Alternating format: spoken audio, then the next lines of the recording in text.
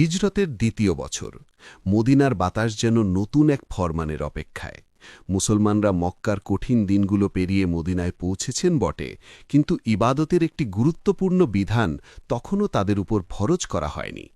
এমন একটি আমল যা আত্মাকে পবিত্র করবে এবং আত্মনিয়ন্ত্রণের সর্বোচ্চ পরীক্ষায় উত্তীর্ণ করবে। আজ আমরা সেই গৌরবময় ইতিহাসের কথা বলবো, জানব কিভাবে আল্লাহ তাআলা ধাপে ধাপে এই উম্মতের উপর রমজানের রোজা ফরজ করেছেন, সেই ঐতিহাসিক আয়াত কিভাবে নাজিল হয়েছিল, আর রমজান ফরজ হওয়ার আগে সাহাবায়ে কেরাম কিভাবে রোজা পালন করতেন। চলুন নির্ভরযোগ্য সূত্রের আলোকে ইতিহাসের এই সোনালী অধ্যায় উন্মোচন করি। রমজান মাস হঠাৎ করেই একদিনে ফরজ হয়ে যায়নি। এর পেছনে ছিল আল্লাহর মহান প্রজ্ঞা এবং ধীর স্থির প্রশিক্ষণের এক অনন্য পদ্ধতি। ইমাম বুখারী ও ইমাম মুসলিম রহিমাহুমাল্লাহ বর্ণিত হাদিসসমূহ বিশ্লেষণ করলে আমরা দেখতে পাই, রোজা শুধু এই উম্মতের জন্য নয়, বরং পূর্ববর্তী উম্মতগুলোর জন্যেও নির্ধারিত ছিল। আল্লাহ তাআলা মানবজাতিকে আত্মশুদ্ধির পথে পরিচালিত করতে চেয়েছেন, আর সেই শুদ্ধির অন্যতম প্রধান মাধ্যম হল সিয়াম। মানব ইতিহাসে এমন কোনো নবী বা রাসূল ছিলেন না যার উম্মতের উপর কোনো না কোনো রূপে রোজা ফরজ ছিল না। আদম আলাইহিসসালাম থেকে শুরু করে শেষ নবী মুহাম্মদ সাল্লাল্লাহু আলাইহি ওয়াসাল্লাম পর্যন্ত প্রতিটি শরীয়তে রোজার বিধান ছিল। যদিও পদ্ধতি, সময় ও সংখ্যা ভিন্ন ছিল, কিন্তু মূল লক্ষ্য ছিল এক: তাকওয়া অর্জন, অর্থাৎ আল্লাহভীতি ও আত্মসংযম। রসূলুল্লাহ সাল্লাল্লাহু আলাইহি ওয়াসাল্লাম যখন মক্কায় ছিলেন তখন তিনি রোজা রাখতেন, তবে রমজানের রোজা তখনও ফরজ ছিল না। মুমিনদের জননী আয়েশা রাদিয়াল্লাহু আনহা বর্ণিত এক সহিহ হাদিসে এসেছে, জাহিলিয়াতের যুগে কুরাইশরা আশুরার দিন অর্থাৎ মুহররমের 10 তারিখে রোজা রাখত। রসূলুল্লাহ সাল্লাল্লাহু আলাইহি ওয়াসাল্লাম মক্কায় অবস্থানকালে এই দিন রোজা রাখতেন। বিষয়টি সহিহ বুখারী ও সহিহ মুসলিমে স্পষ্টভাবে উল্লেখ রয়েছে। ঐতিহাসিকদের মতে মক্কার মুশরিকরা সম্ভবত হযরত ইব্রাহিম আলাইহিসসালামের কিছু অবশিষ্ট শিক্ষা অনুসরণ করে এ দিনটিকে সম্মান করত। তারা কাবা ঘরে নতুন গিলাফ পরাত এবং দিনটিকে বিশেষ মর্যাদা দিত। তবে তখনও নির্দিষ্ট কোনো মাসে টানা 30 দিন রোজা রাখার নির্দেশ আসেনি। এরপর এলো সেই ঐতিহাসিক হিজরতের মুহূর্ত। আল্লাহর নির্দেশে রাসূলুল্লাহ তার প্রিয় জন্মভূমি মক্কা ত্যাগ করে মদিনায় হিজরত করলেন। মদিনায় পৌঁছে তিনি এক নতুন দৃশ্য দেখলেন। সেখানে ইহুদিরাও একটি বিশেষ দিনে রোজা রাখছিল। দিনটি ছিল 10ই মুহররম, যাকে আশুরা বলা হয়। নবী সাল্লাল্লাহু আলাইহি ওয়াসাল্লাম ইহুদিদের জিজ্ঞেস করলেন, তোমরা এদিনে রোজা রাখো কেন? তারা উত্তর দিল, এটি এক মহান দিন। এই দিনে আল্লাহ মুসা আলাইহিসসালাম ও তার কওম বনী ইসরাইলকে ফেরাউনের অত্যাচার থেকে মুক্তি দিয়েছিলেন এবং ফেরাউন ও তার সৈন্যবাহিনীকে নীল নদে ডুবিয়ে দিয়েছিলেন। কৃতজ্ঞতাস্বরূপ মুসা আলাইহিসসালাম এদিনে রোজা রাখতেন, তাই আমরাও তার অনুসরণে রোজা রাখি। তাদের কথা শুনে রাসূলুল্লাহ সাল্লাল্লাহু আলাইহি ওয়াসাল্লাম বললেন, তোমাদের চেয়ে আমি মুসা আলাইহিসসালামের অধিক নিকটবর্তী ও অনুসরণের বেশি অধিকারী, কারণ আমি নবীদের উত্তরসূরি। এরপর তিনি নিজে আশুরার রোজা রাখলেন এবং সাহাবায়ে কেরামকেও রোজা রাখার নির্দেশ দিলেন। এ ঘটনা সহিহ বুখারীতে হাদিস নং 2004-এ বিস্তারিতভাবে বর্ণিত হয়েছে। কিছু বর্ণনা ও আলেমদের মতে সে সময় আশুরার রোজা অত্যন্ত গুরুত্ব সহকারে আদেশ করা হয়েছিল। তবে অধিকাংশ আলেমের অভিমত হল এটি ফরজ ছিল না, বরং অত্যন্ত গুরুত্বপূর্ণ ও জোরালোভাবে সুপারিশকৃত আমল ছিল। পরবর্তীতে যখন রমাজানের রোজা ফরজ হল, তখন আশুরার রোজা নফল বা ঐচ্ছিক ইবাদতে পরিণত হয়। সাহাবায়ে কেরাম এ রোজাকে অত্যন্ত গুরুত্ব দিতেন, এমনকি তারা নিজেদের ছোট সন্তানদেরও রোজার প্রশিক্ষণ দিতেন। শিশুরা ক্ষুধার্ত হয়ে পড়লে তাদের খেলনা দিয়ে মনোযোগ অন্যদিকে সরিয়ে রাখা হতো, যেন তারা রোজা সম্পন্ন করতে পারে। এভাবেই মদিনার সমাজে ধীরে ধীরে আত্মসংযম ও কঠোরতার অভ্যাস গড়ে উঠতে থাকে। সে সময় পর্যন্ত রমাজানের রোজা ফরজ হয়নি। সাহাবায়ে কেরাম প্রতি মাসে 3টি রোজা রাখতেন, যেগুলো আইয়ামে বীজ নামে পরিচিত। আরবি মাসের 13, 14 ও 15 তারিখে। এর সঙ্গে আশুরার রোজাও ছিল। এটি ছিল মুহাম্মদ সাল্লাল্লাহু আলাইহি ওয়াসাল্লামের উম্মতের জন্য রোজার প্রাথমিক প্রশিক্ষণ পর্ব। আল্লাহ তাআলা চেয়েছিলেন তার বান্দারা ধাপে ধাপে দীর্ঘমেয়াদী আত্মসংযমের জন্য প্রস্তুত হোক, কারণ পুরো 1 মাস পানাহার থেকে বিরত থাকা, কামনা বাসনা দমন করা এবং ঘুম ও আরামের বিরুদ্ধে সংগ্রাম করা সহজ কাজ নয়। এর জন্য শারীরিক ও মানসিক প্রস্তুতি জরুরি। আশুরার রোজা এবং আইয়ামে বীজের রোজার মাধ্যমে আল্লাহ তাআলা সেই প্রস্তুতির পথ খুলে দিয়েছিলেন। দিন পেরিয়ে মাস এল, মাস পেরিয়ে বছর। হিজরির দ্বিতীয় বছর উপস্থিত হল। মুসলমানদের অন্তরে এক গভীর আকাঙ্ক্ষা জেগে উঠল। তারা দেখছিল ইহুদিরা তাদের নবীর শিক্ষানুসারে ইবাদত করছে, খ্রিস্টানরাও নিজস্ব পদ্ধতিতে ইবাদত করছে, কিন্তু মুহাম্মদ সাল্লাল্লাহু আলাইহি ওয়াসাল্লামের উম্মতের জন্য একটি স্বাতন্ত্র্য, অনন্য ও মর্যাদাপূর্ণ ইবাদত পদ্ধতি তখনও পূর্ণাঙ্গভাবে প্রকাশ পায়নি। যেমন রাসূলুল্লাহ সাল্লাল্লাহু আলাইহি ওয়াসাল্লাম কিবলা পরিবর্তনের অপেক্ষায় আকাশের দিকে তাকিয়ে থাকতেন, তেমনি মনে হচ্ছিল মদিনার আকাশ ও বাতাসও যেন এক মহান নির্দেশের অপেক্ষায়। সাহাবায়ে কেরামের হৃদয় প্রস্তুত ছিল, তাদের দেহও প্রস্তুত ছিল। তারা এখন আল্লাহর যে কোনো কঠিন আদেশ আন্তরিকভাবে মেনে নিতে আগ্রহী। শাবান মাসের শেষ ভাগে এক মহিমান্বিত মুহূর্ত উপস্থিত হল। জিব্রাইল আলাইহিসসালাম সেই মহান ওয়াহী নিয়ে অবতীর্ণ হলেন, যা মুসলিম জাতির জীবনধারা ও রুটিনকে চিরতরে পরিবর্তন করে দেয়। আধ্যাত্মিক শৃঙ্খলার এক নতুন অধ্যায় সূচিত হতে চলল। হিজরির দ্বিতীয় বছর, মাস শাবান, বদর যুদ্ধের পূর্ব মুহূর্ত। মদিনার পরিবেশে এক ভিন্ন আধ্যাত্মিক আবহ বিরাজ করছিল। ঠিক এই সময়ই আল্লাহ তাআলা পবিত্র কুরআনের সূরা বাকারার ঐতিহাসিক আয়াতগুলো নাজিল করেন, যার মাধ্যমে রোজাকে মুসলিম উম্মার জন্য ফরজ ইবাদত হিসেবে প্রতিষ্ঠা করা হয়। আল্লাহ সুবহানাহু ওয়া তাআলা ঘোষণা করেন, হে ঈমানদারগণ, তোমাদের উপর রোজা ফরজ করা হয়েছে, যেমন ফরজ করা হয়েছিল তোমাদের পূর্ববর্তীদের উপর, যাতে তোমরা তাকওয়া অর্জন করতে পারো। সূরা বাকারা 2:183। লক্ষ্য করার বিষয় হল, আল্লাহ তাআলা শুরুতেই কঠোর ভাষায় আদেশ দেননি, বরং স্নেহ ও করুণার সাথে স্মরণ করিয়ে দিয়েছেন যে রোজা কোনো নতুন বিধান নয়, এটি পূর্ববর্তী নবী রসুলদের উম্মতের উপরও ফরজ ছিল। এতে মুমিনদের অন্তরে সান্ত্বনা জন্ম নেয়, তারা একটি ধারাবাহিক ও মহান ইবাদতের অংশীদার। তবে রমজান ফরজ হওয়ার ইতিহাসে একটি গুরুত্বপূর্ণ ধাপ রয়েছে, যা অনেকেই গভীরভাবে অনুধাবন করেন না। রোজা ফরজ করার প্রক্রিয়া ছিল ধাপে ধাপে। প্রথম পর্যায়ে আল্লাহ তাআলা সাহাবায়ে কেরামকে একটি বিকল্পের সুযোগ দিয়েছিলেন। বিশ্বস্ত বর্ণনা অনুযায়ী, বিশেষ করে আব্দুল্লাহ ইবনে মাসুদ রাদিয়াল্লাহু আনহুর বর্ণনায় জানা যায়, রোজা ফরজ হওয়ার শুরুতে যারা সক্ষম ছিলেন তারা রোজা রাখতেন, আর যারা কষ্ট অনুভব করতেন বা দুর্বল ছিলেন তারা প্রতিদিনের পরিবর্তে একজন দরিদ্রকে খাদ্য প্রদান করতেন, ফিদিয়া। অর্থাৎ প্রথম দিকে রোজা ফরজ হলেও ব্যক্তিগত সক্ষমতার ভিত্তিতে বিকল্পের সুযোগ ছিল। পরবর্তীতে যখন পরবর্তী আয়াত নাজিল হল, তখন এ বিকল্প রহিত হয়ে যায় এবং সুস্থ সক্ষম প্রত্যেক মুসলিমের উপর রোজা রাখা বাধ্যতামূলক হয়। একবার চিন্তা করুন, আল্লাহ তাআলা তার বান্দাদের প্রতি কত দয়ালু। তিনি একটি নতুন উম্মতকে হঠাৎ কঠোর নিয়মে আবদ্ধ করেননি, বরং ভালোবাসা, প্রজ্ঞা ও ধীর প্রশিক্ষণের মাধ্যমে তাদের প্রস্তুত করেছেন। দীর্ঘ সময় পানাহার থেকে বিরত থাকা মানুষের স্বভাবের বিপরীত, তাই প্রথমে নমনীয়তা দেওয়া হয়েছিল, যেন তারা ধীরে ধীরে অভ্যস্ত হতে পারে। যারা ঈমানে দৃঢ় ছিলেন তারা স্বতঃস্ফূর্তভাবে রোজা রাখতেন, আর যারা শারীরিকভাবে দুর্বল বা মানসিকভাবে পুরোপুরি প্রস্তুত ছিলেন না, তারা দরিদ্রদের আহার করিয়ে দায়িত্ব পালন করতেন।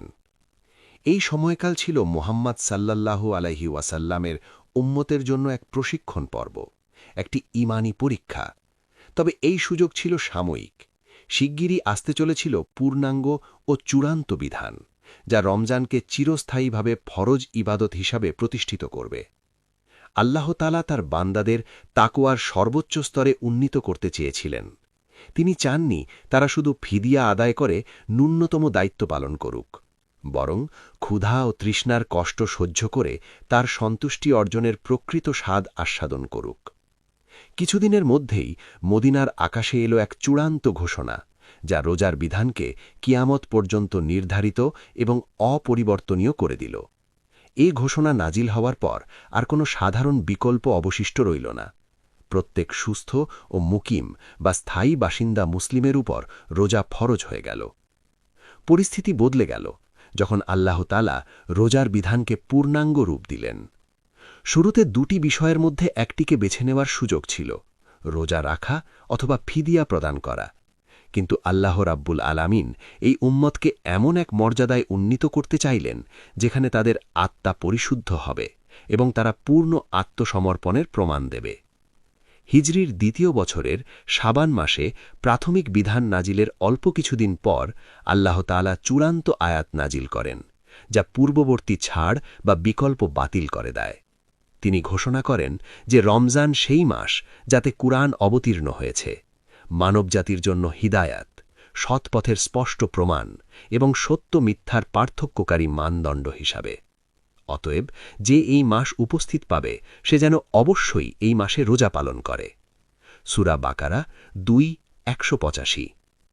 মহান সাহাবী আব্দুল্লাহ ইবনে আব্বাস ও সালামা ইবনে আকওয়া রাদিয়াল্লাহু আনহুমা বর্ণনা করেন, এই আয়াত নাজিলের পর সুস্থ ও সক্ষম ব্যক্তির জন্য ফিদিয়া দেওয়ার সুযোগ রহিত হয়ে যায়। ফিদিয়ার বিধান কেবল তাদের জন্য নির্দিষ্ট হয় যারা বার্ধক্য বা স্থায়ী অসুস্থতার কারণে রোজা রাখতে অক্ষম এবং সুস্থ হওয়ার আশা নেই। এটি ছিল রোজার বিধানের তৃতীয় ও চূড়ান্ত ধাপ। এর মাধ্যমে আল্লাহ তাআলা স্পষ্ট করে দিলেন, সোম কোনো ঐচ্ছিক বিষয় নয়, বরং এটি ইসলামের অন্যতম স্তম্ভ। তবে এখানেই ইতিহাস শেষ নয়। রোজার বিধান চূড়ান্ত হওয়ার পরও শুরুতে এর নিয়ম আজকের মতো সহজ ছিল না, বরং তা ছিল অত্যন্ত কঠোর, যা সাহাবায়ে কেরামের জন্য এক বড় পরীক্ষা হয়ে দাঁড়ায়। সে সময়ের নিয়ম ছিল সূর্যাস্তের পর ইফতার করা যাবে, কিন্তু ইফতারের পর খাওয়া, পান করা ও বৈবাহিক সম্পর্ক কেবল ততক্ষণ পর্যন্ত বৈধ ছিল যতক্ষণ রোজাদার জাগ্রত থাকতেন। যদি কেউ ইফতারের পর ঘুমিয়ে পড়তেন, তা এশার নামাজের আগে হোক বা পরে, তাহলে সেই রাতের জন্য আর খাওয়া পান করা বৈধ থাকত না।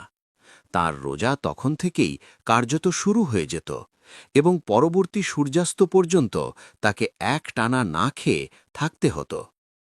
ভাবুন সেই পরিস্থিতি, সারাদিনের রোজার পর ক্লান্ত শরীর, ইফতারের সময় এসেছে, কিন্তু অতিরিক্ত ক্লান্তির কারণে যদি চোখ লেগে যায় তাহলে সেহরির সুযোগও শেষ। সাহাবায়ে কেরাম আল্লাহ ভীতি ও মুহাম্মদ সাল্লাল্লাহু আলাইহি ওয়াসাল্লামের প্রতি গভীর ভালোবাসার কারণে হাসি মুখে এই কঠিন বিধান মেনে নেন। তারা জানতেন দুনিয়ার সামান্য কষ্ট আল্লাহর সন্তুষ্টির তুলনায় কিছুই নয়। কিন্তু মানুষ তো দুর্বল। মরুভূমির প্রচণ্ড তাপ, সারাদিনের পরিশ্রম ও ক্লান্তির ফলে অনেকেই ইফতারের পরপরই ঘুমিয়ে পড়তেন। ফলে তারা সেহরি ছাড়াই কিংবা পর্যাপ্ত আহার ছাড়াই টানা দীর্ঘ সময় রোজা রাখতে বাধ্য হতেন। বিশেষ করে শ্রমজীবী সাহাবাদের জন্য এটি ছিল এক কঠিন পরীক্ষা, অবর্ণনীয় কষ্টের সময়। তবে আল্লাহ তাআলা তার বান্দাদের কষ্ট দিতে চান না। তার বিধানের প্রতিটি ধাপেই ছিল প্রজ্ঞা, দয়া ও পরম করুণা। আল্লাহ তাআলা তার বান্দাদের পরীক্ষা করতে চান, আর সেই পরীক্ষার মাধ্যমেই তাদের মর্যাদা উন্নত করেন। মদিনার সমাজে এক হৃদয় বিদারক ঘটনা ঘটে, যা রোজার কঠিন বিধান পরিবর্তনের কারণ হয়ে দাঁড়ায়। এক আনসারী সাহাবী কায়েস ইবনে সিরমা রাদিয়াল্লাহু আনহু, তিনি ছিলেন পরিশ্রমী শ্রমিক। দিনের বেলায় খেজুর বাগানে কঠোর পরিশ্রম করতেন। একদিন তিনি রোজা রেখে সারাদিন প্রচণ্ড গরমে কাজ করেন। বিকেলে ক্লান্ত শরীরে বাড়ি ফিরে স্ত্রীকে জিজ্ঞেস করলেন, ঘরে কি কোনো খাবার আছে? স্ত্রী বললেন, না, এখনও কিছু প্রস্তুত নেই, আপনি একটু বিশ্রাম নিন, আমি খাবারের ব্যবস্থা করছি। কিন্তু সারাদিনের কঠোর পরিশ্রমে তিনি এতটাই ক্লান্ত ছিলেন যে স্ত্রী খাবার সংগ্রহ করতে বের হওয়ার কিছুক্ষণের মধ্যেই গভীর ঘুমে তলিয়ে যান। কিছু সময় পর স্ত্রী খাবার নিয়ে ফিরে এসে দেখলেন স্বামী ঘুমিয়ে পড়েছেন। সেই সময়ের বিধান অনুযায়ী কেউ ইফতারের পর ঘুমিয়ে পড়লে তার জন্য সারা রাত খাওয়া পান করা নিষিদ্ধ হয়ে যেত। ফলে কায়েস রাদিয়াল্লাহু আনহু আর ইফতার করতে পারলেন না, সেহরিও খেতে পারলেন না। পরদিন তিনি আবার রোজা শুরু করলেন, পেটে এক কণা খাবার বা এক ফোঁটা পানিও না দিয়ে। মরুভূমির প্রখর রোদে কাজ করতে করতে এক পর্যায়ে ক্ষুধা ও তৃষ্ণায় তিনি দুর্বল হয়ে পড়েন এবং অবশেষে অজ্ঞান হয়ে যান। এই সংবাদ যখন রসূলুল্লাহ সাল্লাল্লাহু আলাইহি ওয়াসাল্লামের কাছে পৌঁছল, তার কোমল হৃদয় গভীরভাবে ব্যথিত হল। সাহাবাদের কষ্ট দেখে তিনি মর্মাহত হলেন। কিন্তু ওহী ব্যতীত তিনি নিজ থেকে কোনো বিধান পরিবর্তন করতে পারেন না, তাই তিনি আল্লাহর নির্দেশের অপেক্ষা করতে লাগলেন। ঠিক তখনই রহমতের দরজা উন্মুক্ত হল। আল্লাহ সুবহানাহু ওয়া তাআলা রোজার বিধান সহজ করে দিলেন। নাজিল হল সূরা বাকারার ১৮৭ নম্বর আয়াত। আল্লাহ সুবহানাহু ওয়া তাআলা ঘোষণা করলেন, রোজার রাতে তোমাদের জন্য তোমাদের স্ত্রীদের নিকট গমন বৈধ করা হয়েছে, এবং তোমরা খাও ও পান করো যতক্ষণ না ভোরের সাদা রেখা কালো রেখা থেকে তোমাদের কাছে স্পষ্ট হয়। ২:১৮৭। এই আয়াতের মাধ্যমে স্পষ্ট করে দেওয়া হল, এখন থেকে সূর্যাস্তের পর থেকে ফজরের আগ পর্যন্ত খাওয়া, পান করা ও বৈধ দাম্পত্য সম্পর্ক অনুমোদিত থাকবে। এমনকি কেউ মাঝখানে ঘুমিয়ে পড়লেও কোনো সমস্যা নেই। এই আয়াত নাজিল হওয়ার পর মদিনায় আনন্দের জোয়ার বয়ে যায়। সাহাবায়ে কেরাম এতটাই খুশি হয়েছিলেন যে তারা এ ধরনের স্বস্তির ঘোষণায় আগে কখনো এত আনন্দিত হননি। এই আয়াতের মাধ্যমেই সেহরি খাওয়ার বিধান সুস্পষ্টভাবে প্রতিষ্ঠিত হয়। ইহুদি ও খ্রিস্টানের রোজায় সেহরির এমন বিধান ছিল না, কিন্তু এই উম্মতের জন্য আল্লাহ তাআলা বিশেষ রহমত হিসেবে সেহরিকে বরকতময় সময় বানিয়ে দিলেন, যাতে রোজা কষ্টের নয় বরং ভারসাম্যপূর্ণ ইবাদতে পরিণত হয়। কিন্তু আল্লাহ তাআলা এই উম্মতকে সেহরির বরকত দিয়ে বিশেষ সম্মান দান করেছেন। রসূলুল্লাহ মুহাম্মদ সাল্লাল্লাহু আলাইহি ওয়াসাল্লাম বলেছেন, আমাদের রোজা ও আহলে কিতাবদের রোজার মধ্যে পার্থক্য হল সেহরি খাওয়া। এই সেহরি ধাপে ধাপে প্রশিক্ষণ থেকে পূর্ণাঙ্গতার দিকে নিয়ে যাওয়ার এক মহান নিদর্শন। আল্লাহ তাআলা রমজান মাসকে আমাদের জন্য রহমত হিসেবে প্রতিষ্ঠা করেছেন। ফলে রোজার কষ্ট ও ত্যাগ কিয়ামত পর্যন্ত লক্ষ লক্ষ মুসলমানের জন্য সহজ হয়ে গেছে। কিন্তু এই স্বস্তির আবহ স্থায়ী হওয়ার আগেই মুসলমানদের সামনে এসে দাঁড়াল ইসলামের ইতিহাসের এক বিশাল পরীক্ষা।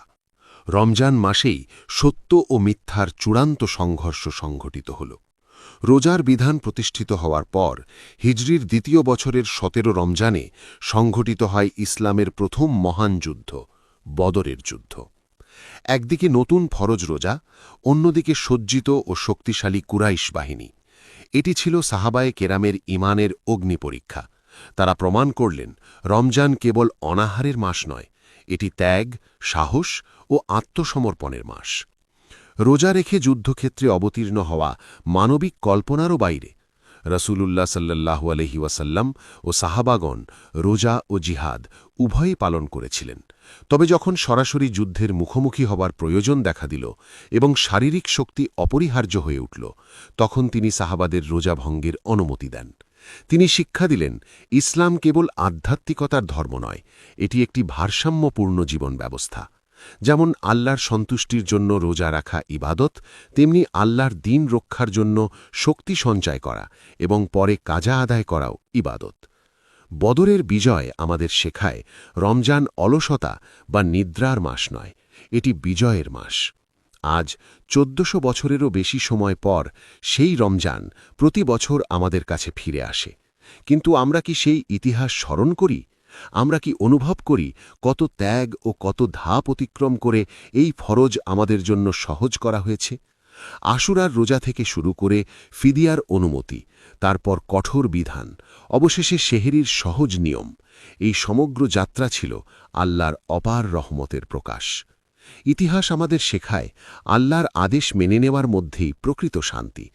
প্রথমে তা কঠিন মনে হলেও এর পরিণাম জান্নাতের প্রশান্তি। আজ আমাদের সামনে বদরের যুদ্ধ নেই, কিন্তু আমাদের সামনে আছে নফস ও শয়তানের বিরুদ্ধে সংগ্রাম, নিজের কুপ্রবৃত্তির বিরুদ্ধে লড়াই করাই মহান জিহাদ। এই রমজানে আমরা প্রতিজ্ঞা করি, শুধু পেটকে নয়, চোখ, কান, জিহ্বা ও হৃদয়কেও গুনাহ থেকে সংযত রাখব। আমরা সেই সাহাবাদের মতো তাকওয়া অর্জনের চেষ্টা করব, যাদের প্রশংসা আল্লাহ কোরআনে উল্লেখ করেছেন। প্রিয় দর্শক, রমজানের এই দীর্ঘ ইতিহাস যদি আপনার হৃদয় স্পর্শ করে থাকে, তাহলে আলহামদুলিল্লাহ বলুন, যিনি আমাদের জন্য দিনকে সহজ করেছেন এবং রমজানের মতো বরকতময় মাস দান করেছেন।